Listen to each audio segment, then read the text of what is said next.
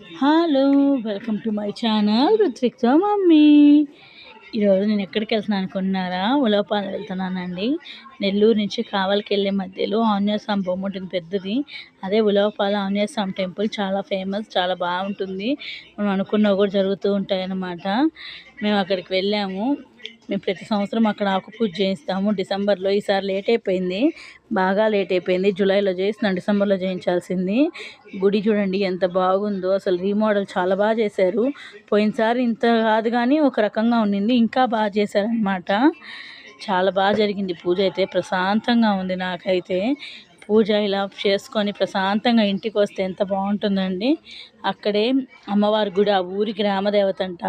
ఆ అమ్మవారి గుడి కూడా ఉండింది. ఆ అమ్మవారికి కూడా టెంకాయ కొట్టుకొని దండం పెట్టుకొని వచ్చేస్తున్నాము. దండం పెట్టుకొని ఇంకా మా చిన్నత్తోళ్ళ ఇల్లు ఉంది.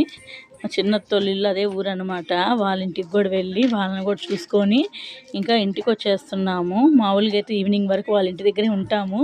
కొంచెం పనులు ఉన్నందువల్ల ఈసారి ఈవినింగ్ వరకు ఉండలేకపోయామన్నమాట. పని అయిపోయినాక వచ్చేసాము.